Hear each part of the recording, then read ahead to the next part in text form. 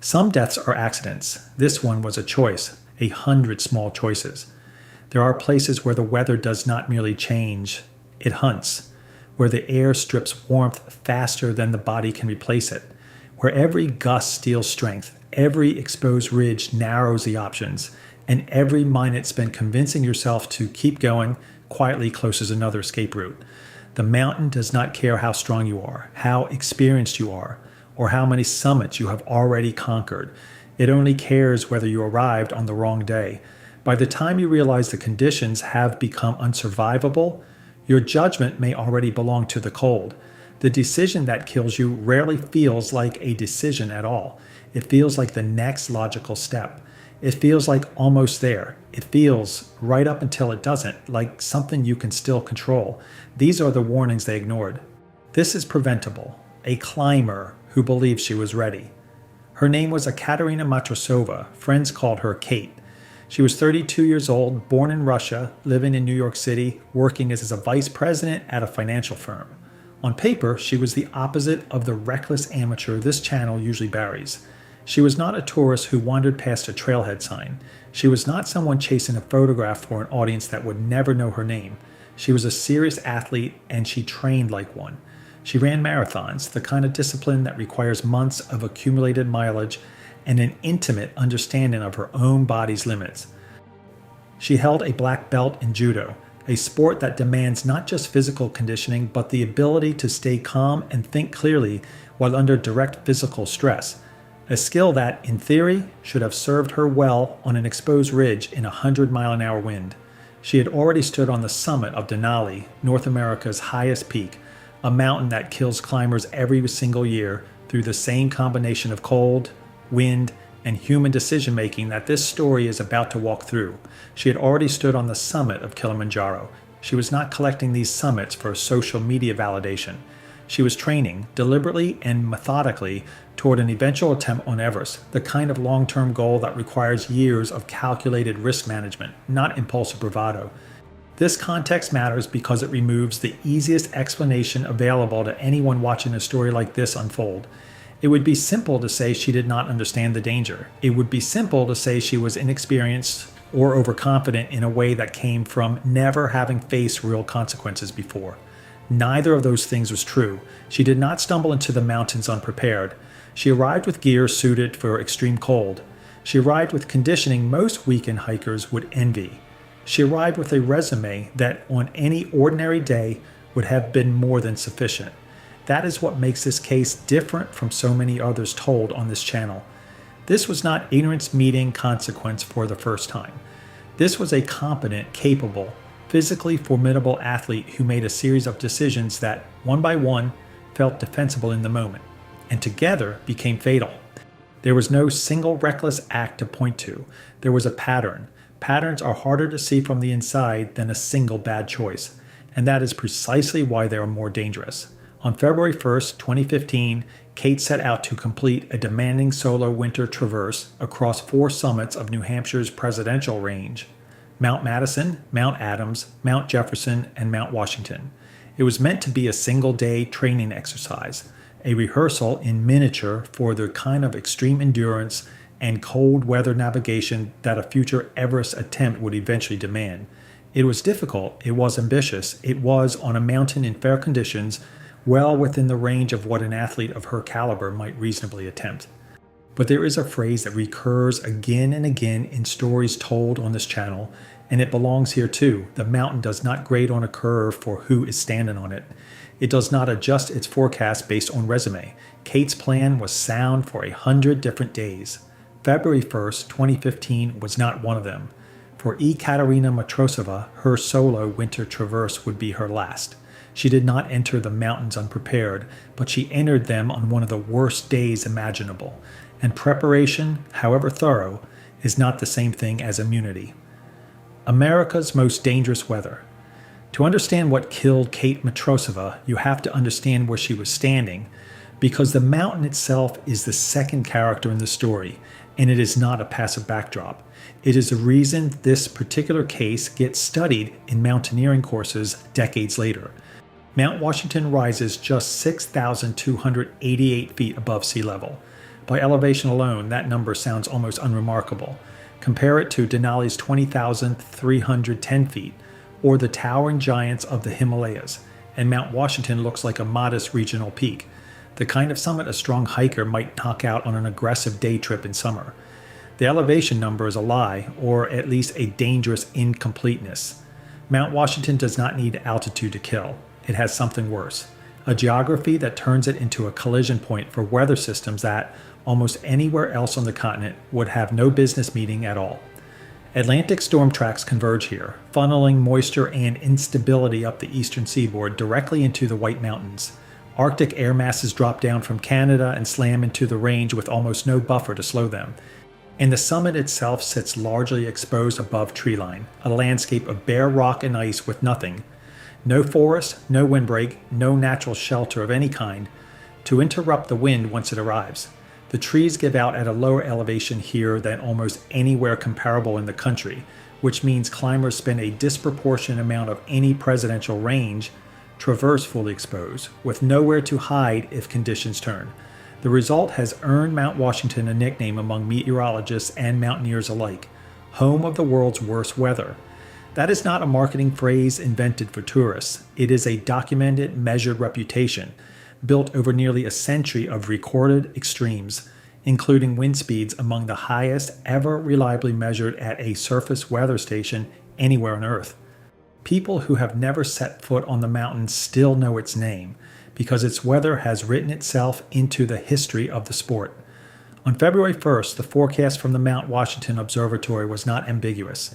It was not a case of a storm arriving without warning, catching climbers off guard through no fault of their own. This was a specific, public, professionally issued forecast, available to anyone who checked before stepping onto the trail.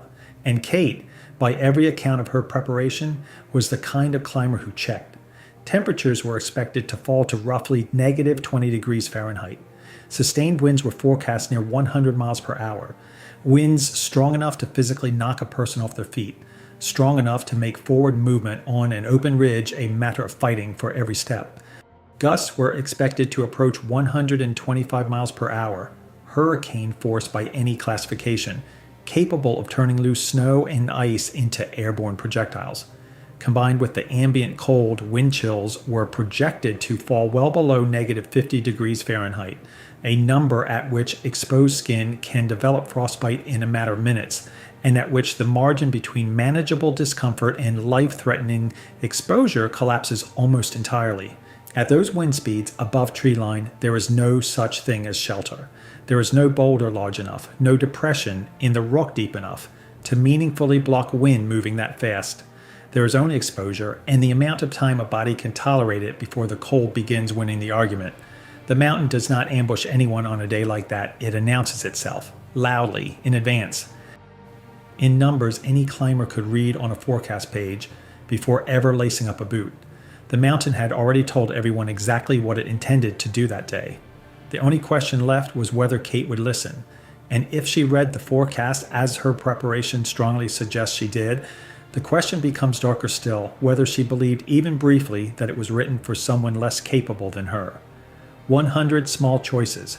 This is the part of the story that resists a simple villain. There was no single catastrophic error, no one dramatic incident where an obviously reckless act sealed her fate in a way a bystander could point to and say, there, that was the mistake.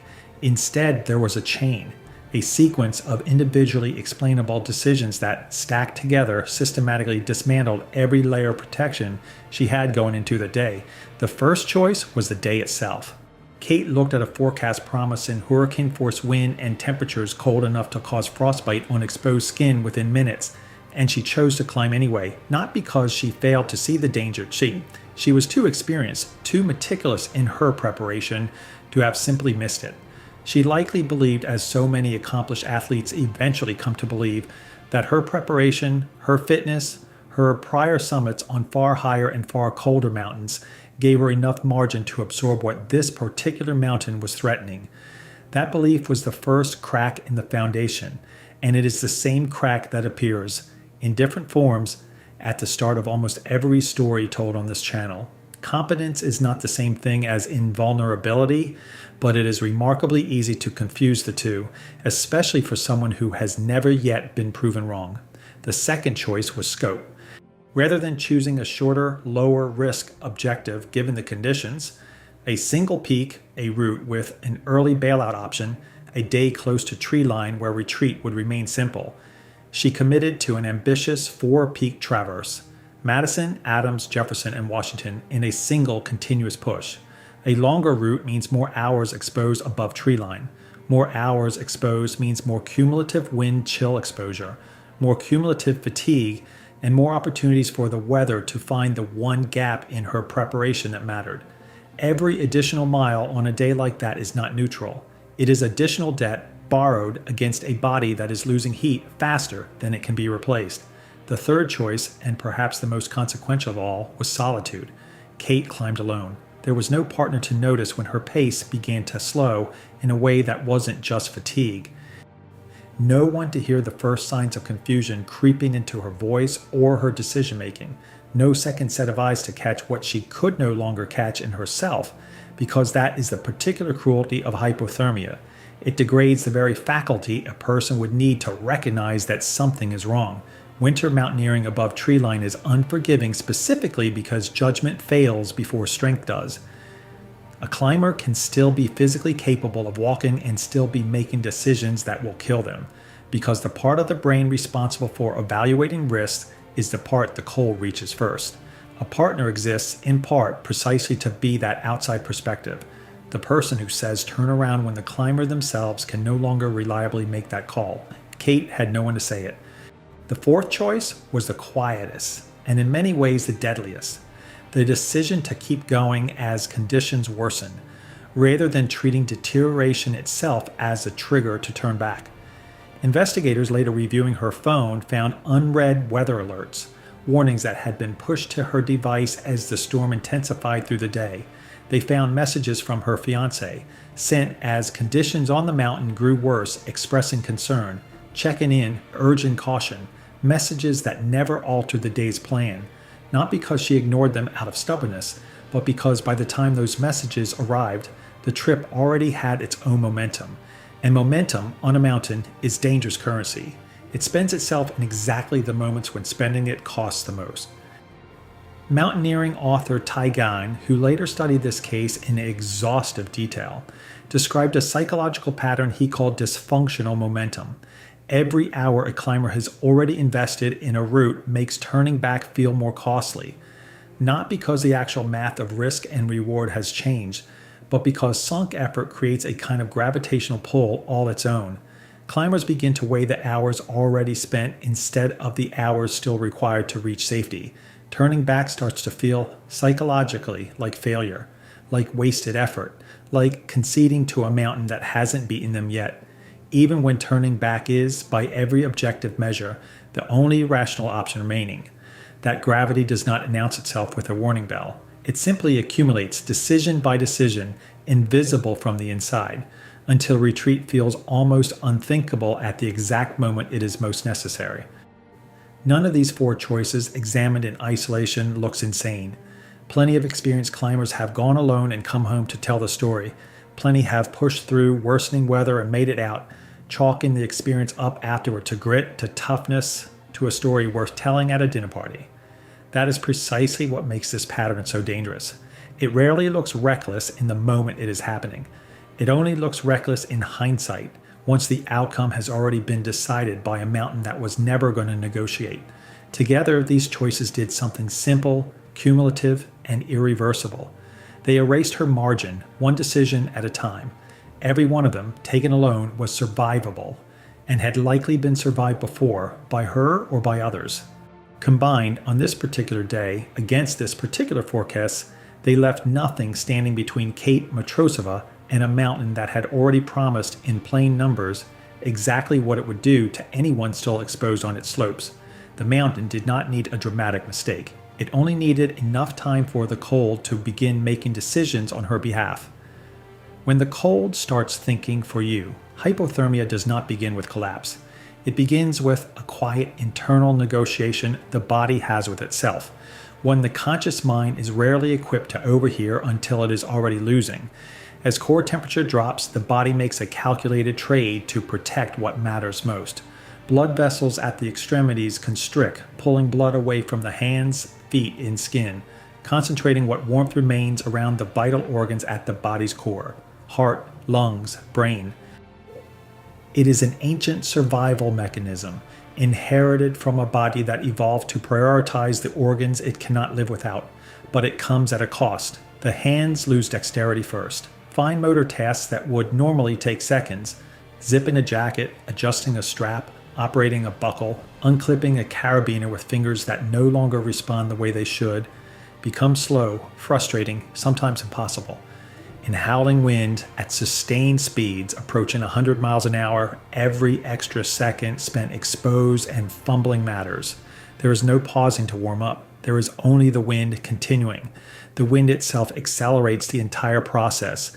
It strips heat away from the body far faster than still cold air ever could, stealing warmth through convection with every gust.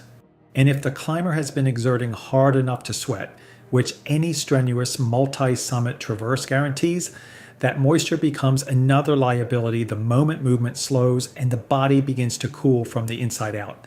Every physical response the human body has evolved over hundreds of thousands of years to keep itself alive begins, in these specific conditions, to work against the person wearing it. The danger of mild hypothermia is not that it announces itself clearly, it is that it attacks the very faculty a person would need to recognize it in themselves.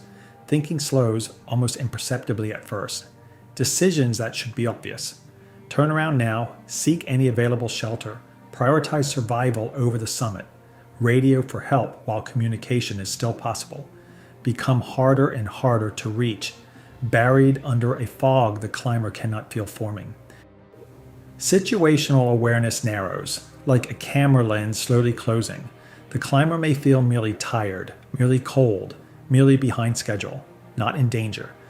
That is the specific cruelty of the mechanism, the reason hypothermia is so often fatal, even to experienced people who know intellectually exactly what it looks like. The tool a person would use to save themselves, clear judgment, is the very first thing hypothermia takes away, quietly, before the physical symptoms make the danger impossible to ignore. As the condition progresses into moderate hypothermia, the physical signs become harder to hide, even from someone whose judgment has already started to fail. Stumbling on terrain that should be familiar. A pace that keeps slowing without the climber fully registering why they're falling behind their own schedule. Increasing difficulty performing tasks that should be automatic after years of practice. Reading a map, operating gear, even forming clear sentences, if there were anyone nearby to hear them. Coordination fails in ways that compound on themselves. A climber who can no longer manipulate their own equipment cannot adjust layers, cannot fix a failing zipper, cannot compensate for the very conditions that are actively killing them. The gap between what needs to happen and what the body is still capable of doing keeps widening. Left unchecked, moderate hypothermia progresses to severe. The body's remaining defenses give out one by one. Consciousness fades, sometimes gradually, sometimes with a suddenness that leaves no window for a final decision. The heart, deprived of the temperature range it requires to maintain a steady rhythm, becomes prone to fatal arrhythmia. A mechanical failure brought on entirely by cold, with no dramatic external trauma required. Investigators later determined that Kate Matrosova died from environmental exposure and hypothermia, alone on the range somewhere above tree line, in the wind she had read about the day before, in the forecast that had told her, days in advance and in plain professional language, exactly what conditions she would face. By the time anyone realized she was missing, the same weather that had trapped her was already working against every attempt to reach her. The search that fought the same mountain. Kate had a plan and a timeline, communicated in advance the way any responsible solo climber should be. And when she failed to arrive where she was expected, concern turned quickly into alarm. And alarm turned quickly into an organized response. Authorities were notified. What followed was one of the most difficult search operations the presidential range has produced in recent memory. Difficult precisely because the storm that had killed her had not moved on. It was still there, still at full strength, still turning the exact terrain rescuers needed to cross into a hazard for anyone who tried to enter it. New Hampshire Fish and Game led the response, drawing on decades of institutional experience with exactly this kind of terrain and exactly this kind of weather. New Hampshire State Police joined the effort. Volunteer search and rescue teams, some of the most experienced winter mountaineers in the entire region, mobilized to comb the range for her, knowing full well the conditions they would be walking into. But the wind that had overwhelmed an athlete of Kate's caliber did not care that rescuers were coming. Sustained gusts near hurricane force and visibility reduced to almost nothing made aircraft operation effectively impossible for critical stretches of the search, grounding the very tool that might otherwise have covered ground fastest. Ground teams faced the same brutal exposure Kate had faced hours earlier. The same negative temperatures, the same relentless, punishing wind, the same terrain offering no natural shelter above treeline, no place to simply wait out the worst of it. Searchers located her body the following day somewhere on the exposed slopes of the Presidential Range, not far in the end from where the forecast had promised the danger would be worst. The official cause of death was recorded as environmental exposure and hypothermia. Investigators found no evidence that the timeline of the rescue effort itself had determined the outcome. No indication that a faster response, under those specific conditions, could plausibly have changed what happened. The truth was harder to sit with than that simpler explanation would have been. The conditions that killed her had already made survival functionally impossible, long before any rescue team could safely reach the terrain where she went down. This was not, in the end, a story about a delayed response or an institutional failure. It was a story about a mountain that had done exactly what its forecast said it would do to anyone still exposed on its ridgelines that day, and about how little difference speed makes once that threshold has already been crossed. In the years since, Kate Matrosova's death has become one of the most studied cases in modern mountaineering education, not because the mountain behaved unpredictably, but precisely because it didn't. There was no surprise storm, no freak system that caught meteorologists off guard. Everything that happened on February 1st had been forecast in specific and public terms before Kate ever left the trailhead. Author Tygon reconstructed the incident in exhaustive detail in his book Where You'll Find Me, using her case to teach the concepts of commitment bias, objective weather risk assessment, and the discipline of setting a hard, non-negotiable turnaround point before a climb even begins, rather than trying to decide on one in the moment, under duress, with judgment already compromised by cold, fatigue, and the quiet gravity of hours already spent. The mountain did exactly what the forecast promised. It was the human decisions that changed the ending. If you trace this story backward, the fatal moment does not begin with collapse on an exposed ridge, alone in wind strong enough to knock a trained athlete off her feet. It begins earlier, much earlier. It begins with a forecast, read the night before or the morning of, promising numbers that any experienced climber should have recognized as a closed door rather than an obstacle. It begins with choosing a day when the Mount Washington Observatory had already warned, in plain professional language, that conditions above treeline would be close to unsurvivable for anyone caught in them. It continues with the decision to climb alone, removing the one safeguard most likely to catch a mine beginning to fail before that failure became irreversible. It continues with committing to an ambitious multi-summit route instead of a shorter, safer objective, better suited to the day's weather, adding hours of exposure that a more conservative plan would have avoided entirely. It continues with allowing forward progress to quietly outweigh reassessment, letting the sunk costs of hours already climbed argue louder than the forecast ever did. And it continues with waiting too long to treat worsening conditions as the reason to turn around, rather than as a problem that sheer will and prior experience could simply be pushed through. None of those choices alone guarantee death. An experienced climber has survived worse odds on any one of them individually, on some other day, on some other mountain. Together, on this specific day, against this specific forecast, they quietly stripped away every remaining layer of protection until only the weather remained standing between Kate Matrosova and the summit she never reached. Kate was not reckless. She was disciplined. She was accomplished. She was, by every reasonable measure, available to the people who knew her, Exactly the kind of climber most people would trust to make the right call under pressure. Exactly the kind of person you would want beside you on a mountain, not because she took risks casually, but because she rarely seemed to. That is precisely why her story matters, and why it continues to be taught to climbers who never met her and never will. The wilderness does not negotiate with confidence, and it does not reward past success.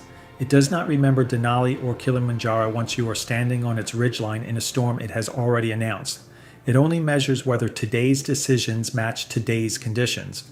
Break that chain at any single link, check the forecast, and stay home. Bring a partner who can see what you cannot see in yourself. Shorten the route to match the weather instead of the ambition.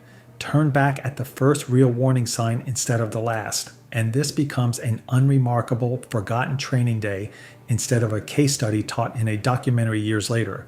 The mountain was indifferent. The warnings were public. The forecast was accurate down to the numbers. And every step of it was preventable.